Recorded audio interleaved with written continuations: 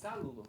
En la clase anterior habíamos hablado sobre el calor específico de moles y esta parte acá habíamos tratado, recordar un poquito la capacidad calorífica. Buscamos estas fórmulas, estas expresiones. Están acá, QNC por AT, donde C es la capacidad calorífica o molar. Hablamos de los moles también. Moles, a veces resulta más útil escribir una cantidad de sustancia en términos de números de moles en vez de la masa. N es el número de moles y un mol es cualquier sustancia pura, siempre contiene el mismo número de moléculas. O sea, que aquí recuerde de su clase de química que un mol de cualquier sustancia pura siempre contiene el mismo número de moléculas. La masa molar de cualquier sustancia, M mayúscula, ver acá. Es la masa por mol. Entonces de eso tratamos. Hoy vamos a hablar un poquito sobre la calorimetría y cambio de fase. La calorimetría significa medición del calor. Hemos hablado de la transferencia de energía o calor durante los cambios de temperatura. El calor también interviene en los cambios de fase, como la función del hielo, la ebullición del agua. Una vez que entendamos estas otras relaciones de calor, podremos analizar diversos problemas de cantidad de calor. Cambio de fase. Usamos el término cambio de fase para describir un estado específico de la materia, como sólido, líquido o gas. El compuesto H2O existe en la fase sólida como hielo, en la fase líquida como agua y en la fase gaseosa como vapor de agua. También llamamos a esos estados de la materia: el estado sólido, el estado líquido y el estado gaseoso. Una transición de una fase a otra es un cambio de fase. Para una presión dada, los cambios de fase se dan a una temperatura definida, generalmente acompañada por absorción o emisión de calor y un cambio de volumen y densidad. Un ejemplo conocido, vamos a echar un poquito, un ejemplo conocido de cambio de fase es la fusión del hielo. Si agregamos calor al hielo a 0 grados Celsius y a presión atmosférica normal, la temperatura del hielo no aumenta. En vez de ello, parte de él y se funde para formar agua líquida. Si agregamos calor lentamente, manteniendo el sistema muy cerca del equilibrio térmico, la temperatura seguirá en 0 grados Celsius hasta que todo el hielo se haya fundido. En efecto, de agregar calor a este sistema no es elevar su temperatura, sino cambiar su fase de sólido al líquido. Acá, la 17.19, el aire circundante está a temperatura ambiente, pero esta mezcla de hielo y agua se mantiene a 0 grados Celsius hasta que todo el hielo se funde y el cambio de fase es total. Para convertir un kilogramo de hielo a 0 grados de centígrado o Celsius en un kilogramo de agua líquida de 0 grados Celsius y a presión atmosférica normal, necesitamos 3.34 por 10 a la 5 joules de calor. El calor requerido por unidad de masa se llama calor de fusión o calor latente de fusión, denotado por LF. Para el agua a presión atmosférica normal, el calor de fusión es 3.34 por 10 a la 5 joules por kilogramo, igual a 79.6 calorías por gramo, igual a 143 BTU por libra en el sistema inglés. En términos más generales, para fundir una masa M de material con calor de fusión LF, se requiere una cantidad de calor Q dada por Q es igual a M por LF. Entonces, ese proceso es reversible. Para congelar agua líquida a 0 grados Celsius, tenemos que quitar calor. La magnitud es la misma, pero ahora Q es negativa. ¿Para qué se quita calor en vez de agregarse? Para cubrir ambas posibilidades e incluir otros tipos de cambios de fase, escribimos Q, la cantidad de calor, es igual a la masa por L, donde L viene siendo, como te decía, esta parte de aquí, calor latente de fusión. Usamos el signo más entre calor cuando el material se funde y el signo menos sale calor cuando se congela. El calor de función es diferente para diferentes materiales y también varía un poco con la presión. Bueno, aquí, en esta parte, para un material dado a una presión dada, la temperatura de congelación es la misma que la de fusión. En esta temperatura única, las fases líquidas y sólidas, agua líquida y hielo, por ejemplo, pueden coexistir en una condición llamada equilibrio de fases. Algo similar sucede con la ebullición o evaporación, una transición de fase entre líquido y gas. El calor correspondiente por unidad de masa se llama calor de vapor de vaporización, LV. A presión atmosférica normal, el calor de vaporización, LV, del agua es LV es igual a 2.56 por 10 a la 6 kilogramos o igual a 539 calorías por gramo, igual a 970 BTU por libra. Es decir, necesitamos 2.256 por 10 a la 6 joules para convertir un kilogramo de agua líquida a 100 grados Celsius, en kilogramos de vapor de agua a 100 grados Celsius. En contraste, para elevar la temperatura de un kilogramo de agua de 0 grados Celsius a 100 grados Celsius, se requiere una cantidad de calor que es igual a la masa por el calor específico por el cambio de temperatura.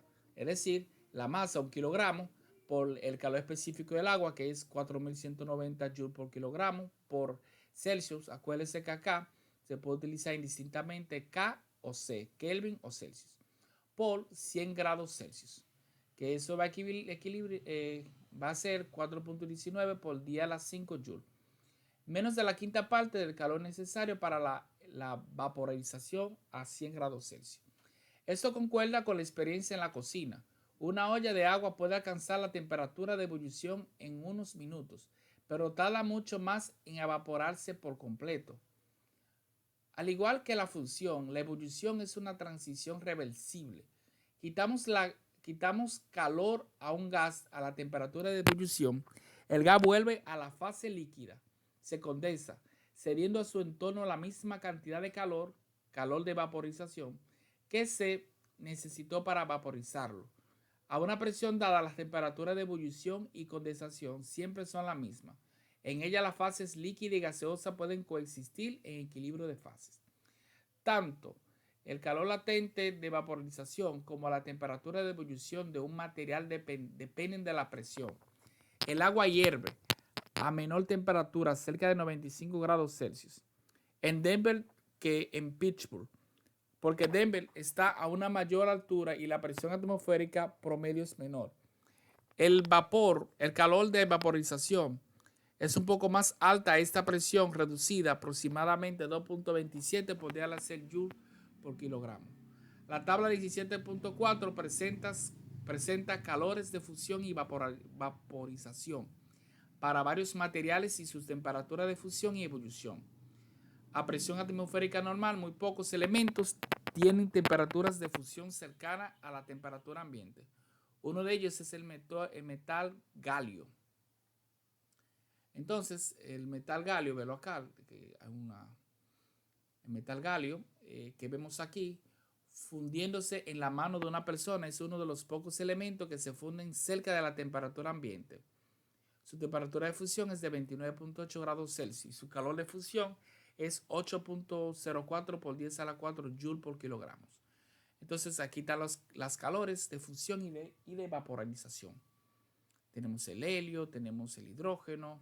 Esto es una lista que usted puede encontrar en este libro fácilmente. Entonces, la gráfica de temperatura contra tiempo para una muestra de agua que inicialmente está en la fase sólida de hielo, se le agrega calor con tasa constante, la temperatura no cambia durante los cambios de fase, siempre y cuando la presión se mantenga constante. Ok, la figura 17.1 muestra cómo varía la temperatura, como agregamos calor continuamente en nuestra muestra. Bueno, la temperatura aumenta así sencillamente. A veces la sustancia puede cambiar directamente de la fase sólida a la gaseosa. Este proceso se llama sublimación, cuando pasa de sólida a gaseosa. Y se dice que el sólido se sublima. El calor correspondiente es el calor de sublimación, LS. ¿Ok? Entonces, así podemos ver que el dióxido de carbono líquido no puede existir a una presión menor de 5 por 10 a la 5 pascal, unos 5 atm, y el helio seco. Dióxido de carbono sólido se sublima a presión atmosférica. La sublimación de agua de alimentos congelados causa las quemaduras de congelador. El proceso inverso, un cambio de fase de gas a sólido, representa cuando se forma escarcha en cuerpos fríos como las espiras de enfriamiento de un refrigerador. Bueno, aquí la sublimación de agua de alimentos congelados, acuérdense que es cuando pasa de sólido a gaseoso, de alimento congelado, causa las quemaduras del congelador. El proceso inverso, un cambio de fase de gas a sólido, se presenta cuando se forma escarcha en un cuerpo frío como las espiras de enfriamiento de un refrigerador. Este es el caso inverso, cuando va de gas a sólido. El agua muy pura puede enfriarse a varios grados por debajo del punto de congelación, sin congelarse. El estado inestable que resulta se describe como sobreenfriado. Si se introduce un cristal de hielo o se agita el agua, se cristalizará en un segundo o menos. El vapor de agua sobreenfriado se condensa rápidamente para formar neblina y se introduce una alteración como partículas de polvo o radiación ionizante. Se usa este principio para bombardear las nubes que a menudo contienen vapor sobreenfriado y a causar condensación y lluvia. A veces es posible sobrecalentar un líquido por encima de su temperatura de ebullición normal. Cualquier alteración pequeña como agitación causa ebullición local con formación de burbujas. Los sistemas de calefacción por vapor de agua usan un proceso de ebullición, condensación para transferir calor del horno a los radiadores.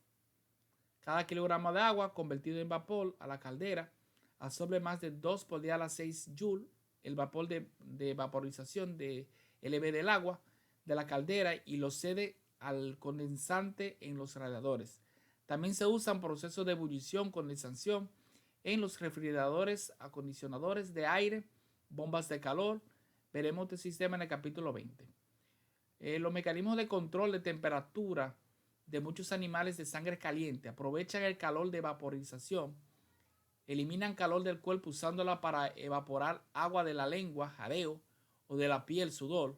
El enfriamiento por la evaporación permite al ser humano mantener una temperatura corporal normal en climas desérticos, donde la temperatura del aire puede alcanzar 55 grados Celsius, aproximadamente 130 grados Fahrenheit.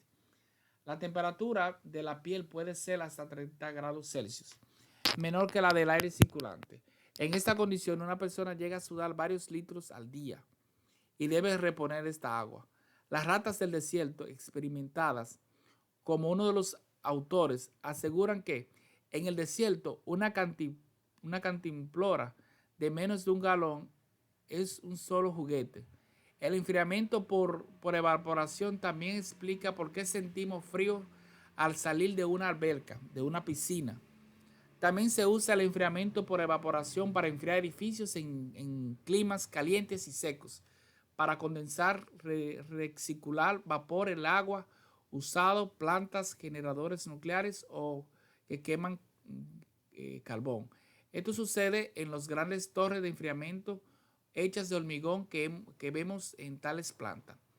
Las reacciones químicas como combustión son análogas a los cambios de fase en cuanto a que implican cantidades definidas de calor.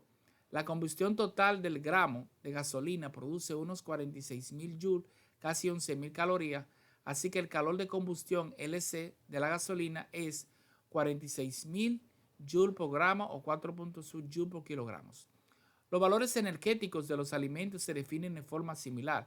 A decir que un gramo de mantequilla de maní contiene 6 calorías, queremos decir que se liberan 6 calorías de calor, 6.000 cal o 25.000 joules, cuando los átomos de carbono e hidrógeno de la mantequilla reaccionan con oxígeno con la ayuda de enzimas y se convierten por completo en CO2, H2O.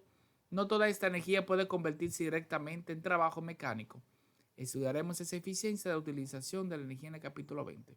Aunque el agua esté tibia, y el día sea caluroso, estas niñas sentirán frío cuando salgan de la alberca. Ello se debe a que al evaporarse el agua de su piel, extra de su cuerpo, el calor de vaporización que necesita para mantenerse caliente tendrá que secarse de inmediato. Bien. Continuamos. Cálculos del calor. Veamos algunos ejemplos del cálculo calorímetro. Cálculo con calor. El principio básico es sencillo. Si fluye calor entre dos cuerpos aislados de su entorno, el calor perdido por un cuerpo debe ser igual al ganado por el otro. El calor de transferencia de energía, así que este principio es realmente la conservación de la energía. La calorimetría, que solo se ocupa de una cantidad conservada, es en varios sentidos la más sencilla de todas las teorías de física. Entonces, problemas de calorimetría. Empezamos con identificar los conceptos importantes. Cuando fluye calor entre dos cuerpos que están aislados en su entorno, la cantidad de calor perdido por un cuerpo debe ser igual a la ganada por el otro, obviamente. En la plantear, el problema se plantea siguiendo los siguientes pasos. Identifique los objetos que intercambian calor. Para evitar confusión con los signos algebraicos, tome cada cantidad de calor agregada a un cuerpo como positiva y una cantidad que sale de un cuerpo como negativa. Positiva la que se agrega y negativa la que sale. Si interactúan dos o más cuerpos, la suma algebraica de las cantidades de calor transferida a todos los cuerpos debe ser cero. O sea, esa cantidad de calor transferida entre varios cuerpos debe ser cero. Cada objeto sufrirá un cambio de temperatura sin cambio de fase. Un cambio de fase a temperatura constante o ambas cuestiones. Vamos a usar diferentes tipos de ecuaciones y vamos a consultar las tablas. Asegura también de identificar las cantidades conocidas y las incógnitas. Luego despejamos las cantidades que tenemos que utilizar. Muchas veces habrá que calcular una temperatura desconocida. Represéntala con el símbolo algebraico T para la temperatura T, así como si un cuerpo tiene una temperatura inicial de 20 grados Celsius y una temperatura final de T desconocida, su cambio de temperatura será AT, la final menos la inicial, o sea, T menos 20 grados, no 20 grados menos T. ¿Ok? Vamos de nuevo. Así, si un cuerpo tiene una temperatura inicial de 20 grados Celsius y una temperatura final de T desconocida, su cambio de temperatura será delta T igual a T final menos T inicial, igual a T menos 20 grados Celsius y no 20 grados Celsius menos T. No se puede utilizar así en ese caso. En problemas donde hay cambio de fase, como hielo que se derrite, tal vez no se sepa anticipadamente si todo el material cambia de fase o solo una parte. Siempre puede suponerse una cosa o la otra. Y si se obtiene un resultado absurdo, como una temperatura final más alta o más baja que todas las temperaturas iniciales, se sabrá que el supuesto inicial era erróneo. ¿Ok? Entonces regrese el título de nuevo. Vamos a leer esa parte de nuevo. En problemas donde hay cambio de fase, como hielo que se derrite, tal vez no se sepa anticipadamente si todo el material cambia de fase o solo una parte, o es todo o es una parte.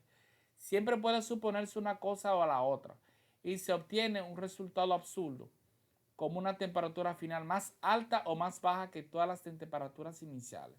Se sabrá que el supuesto inicial era incorrecto. ¿Ok? Evaluar la respuesta. Un error común es utilizar el signo algebraico equivocado para un término en Q o en delta T o en cambio de temperatura. Vuelva a revisar su cálculo y asegúrese. Tenemos el primer problema aquí. Cambio de temperatura de fase. Cambio de temperatura sin cambio de fase. En el campo de la geóloga bebe su café matutino de una taza de aluminio. La taza tiene una masa de 0.120 kilogramos e inicialmente está a 20 grados Celsius.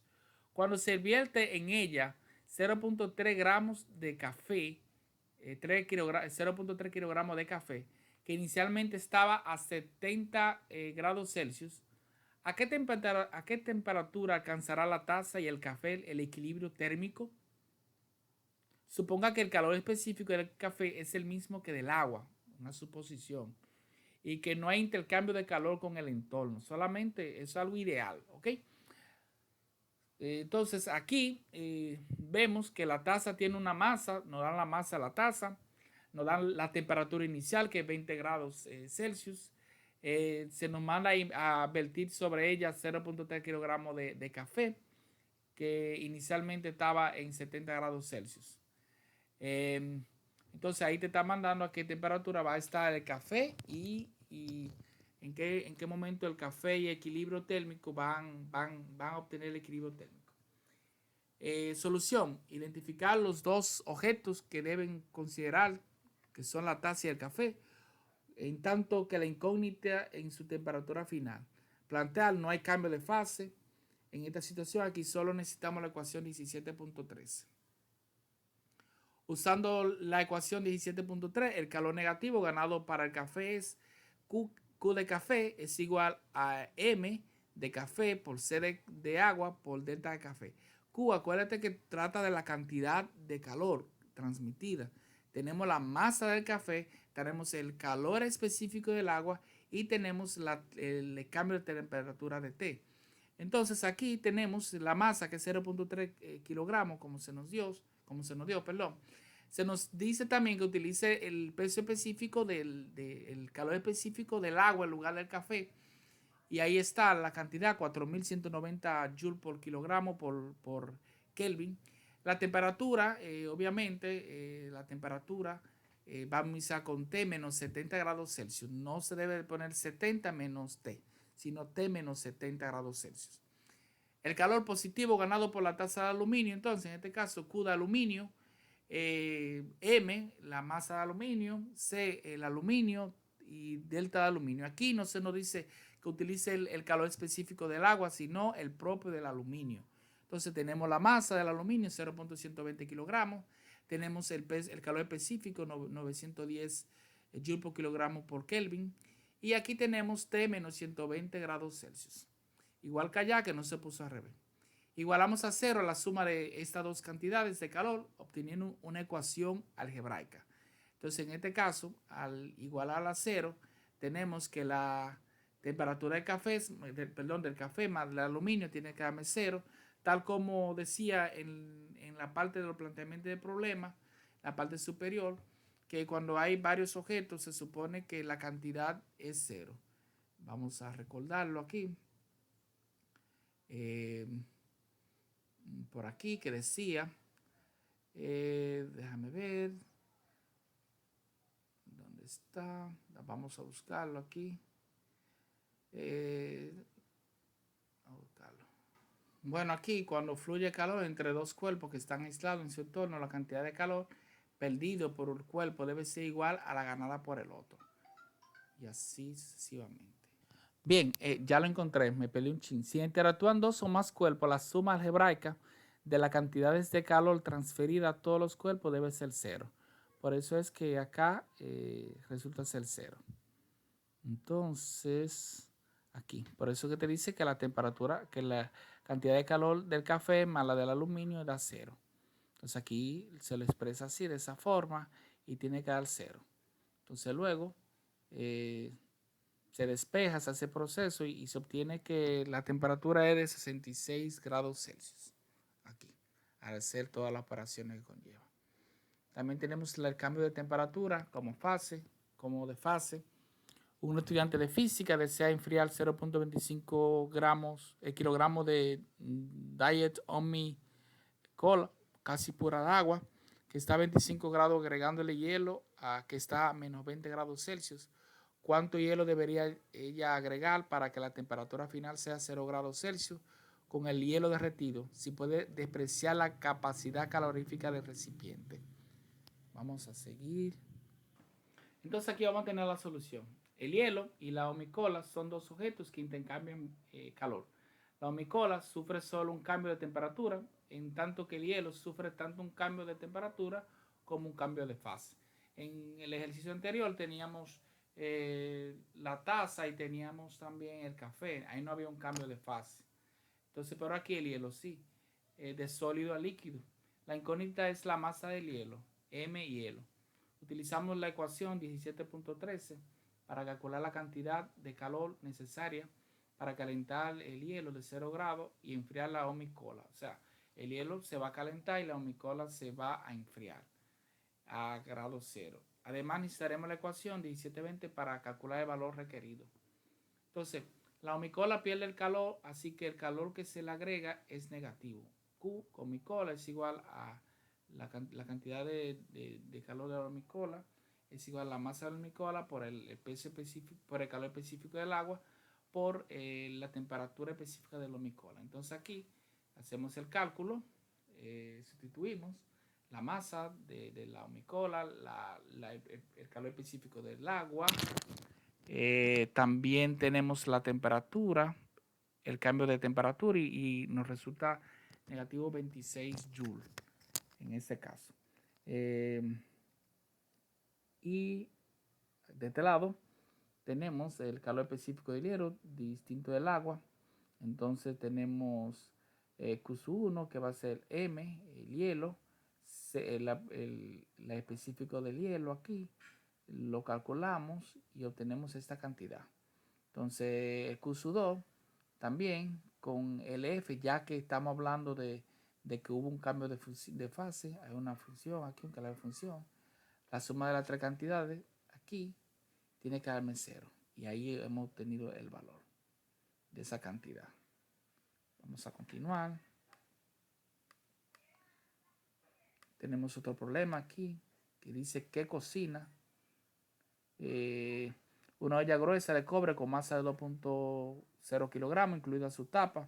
Está a una temperatura de 150 grados Celsius. Usted vierte en ella 0.10 kilogramos de agua a 25 grados Celsius y rápidamente tapa la olla para que no se escape el vapor. Calcula la temperatura final de la olla y de su contenido. Determine la fase líquido a gas del agua. Supongo que no se pierde el calor al entorno. Los dos objetos intercambian calor con el agua y la olla. En esta situación hay tres posibles situaciones finales. 1. Nada del agua hierve y la temperatura final es de 100 grados Celsius. 2. Parte del agua hierve y se produce una mezcla de agua y vapor de 100 grados Celsius. 3. Todo el agua hierve y se producen 0.10 kilogramos de vapor a una temperatura de 100 grados Celsius o más.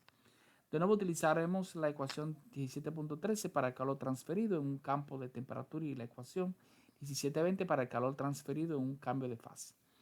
El caso más sencillo es calcular, es el 1.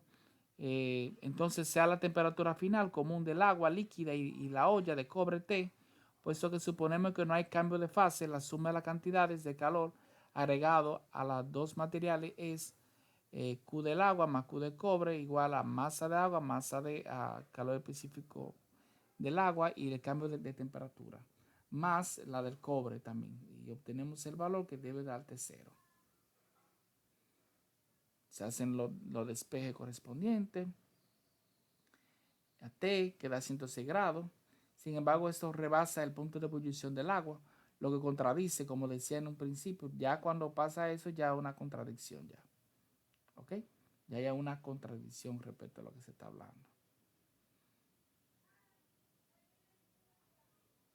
Bien, entonces, sin embargo, esto rebasa el punto de ebullición del agua, lo que contradice nuestro supuesto de que nada de agua hierve. Por lo tanto, el supuesto no puede ser correcto, al menos que un poco de agua cambie de fase. Si intentamos la segunda posibilidad de que la temperatura final sea de 100 grados Celsius, tendremos que calcular la fracción de agua que se evapora. Sea X dicha fracción, la cantidad de calor positiva necesaria para vaporizar esta agua es XM agua LB. Si hacemos la temperatura final, T 100 grados tenemos, sustituimos los valores acá y tenemos negativo 3.9 por 10 a la 4. El requisito de que la suma de toda la cantidad de calor sea 0 da entonces que X sea esta cantidad. Esto es razonable y concluimos que la temperatura final de agua y el cobre es de 100 grados Celsius. Bien, combustión de cambio de temperatura y cambio de fase. Aquí tenemos un problema también, donde va a utilizar la misma expresión, nuevamente la misma expresión, las cuales se pueden determinar también. ¿Ok?